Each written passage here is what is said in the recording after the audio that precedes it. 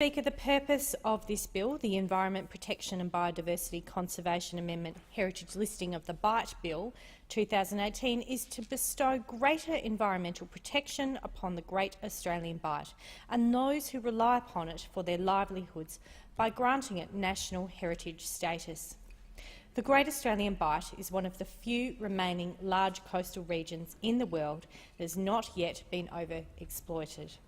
The Bight is a biodiversity hotspot, a major fisheries resource and tourism drawcard, and the source of the livelihoods and the way of life of towns and cities across the entire coastline of South Australia and beyond. And yet, under a Labor government, the former Minister for Resources and Energy, Martin Ferguson, opened the Bight for oil drilling just as British Petroleum was spewing forth 4.9 million barrels of oil, that's 780,000 cubic metres, into the Gulf of Mexico in the notorious Deepwater Horizon disaster. 11 people died in that disaster. The full catastrophic effect upon marine life, the environmental food chains and resultant health impacts are still not fully known, but the indications are alarming and continue to be affected to this day. However, it is not alarmism to say that my community of Mayo and the communities along the southern South Australian shorelines do not want to see that happen again and to our region. This is not a left or right-wing issue.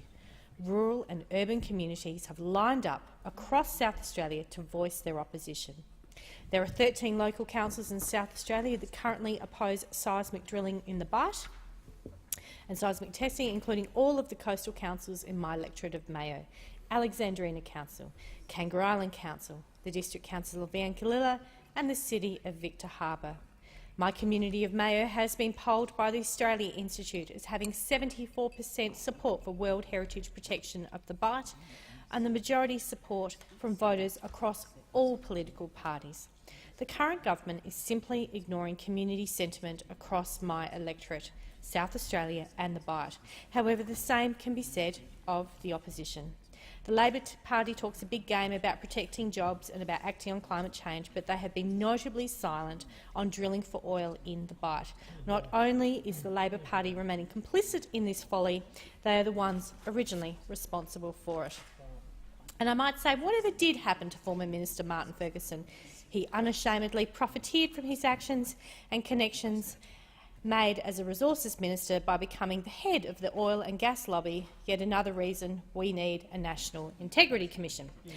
I recognise that, according to current modelling produced by the big oil companies, the chance of a spill is predicted to be relatively low, yet the impacts of any spill are modelled as utterly catastrophic. The latest foreign company to line up to have a crack at our Bight is Equinor, a Norwegian state oil company. Their worst-case discharges estimates range between 4.3 million barrels to 7.9 million barrels, and that's been between approximately 1 and 2 times the destruction of the Deepwater Horizon disaster. The worst-case scenario would see oil spread between Albany, the envelope, and right across the Bight, and actually towards Tasmania, and wrap around the east coast as far as Port Macquarie. Suddenly, South Australia's problem would become Western Australia, Tasmania, New South Wales and Victoria's problem too. My community and the communities across southeastern Australia would be devastated. Every swimmer at the beach, every fisherman, fisherwoman, every bed and breakfast, every fish and chip shop, everyone near the coast would be affected. There is an economic argument to banning oil drilling in the Bight. I would like to see such risky deepwater drilling in the Bight banned altogether. However, I recognise the affection for abdicating Australia's sovereignty to avoid so-called sovereign risk. This catchphrase argument amounts to, we can't stop a bad decision once it's been made because it might scare off future investors. Well, I for one want to avoid bad decisions in the first place. And I believe that this bill strikes the right balance between sovereign risk and social, economic and environmental protection.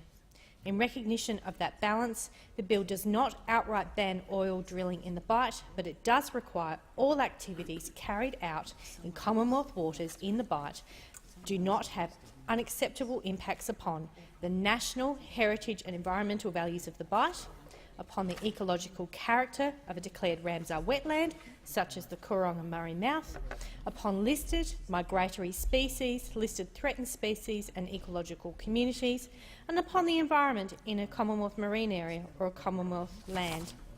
This would set the current threshold for resource exploitation substantially higher, so as to adequately safeguard the livelihoods of South Australian coastal communities and also the environment on the Bight upon which they rely. This is what the community wants. This is what my community says. We are not anti-development, but we must manage catastrophic risks at the appropriately high threshold.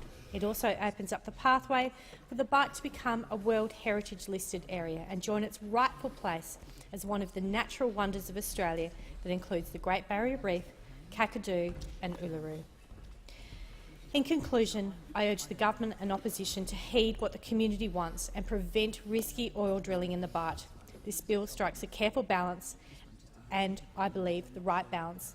I would like, Deputy Speaker, at this point just to reach out to all of the hands across the sand communities, all of the people across Mayo and beyond in South Australia who have called for us to have World Heritage status. This is a great first step. I commend this bill to the House.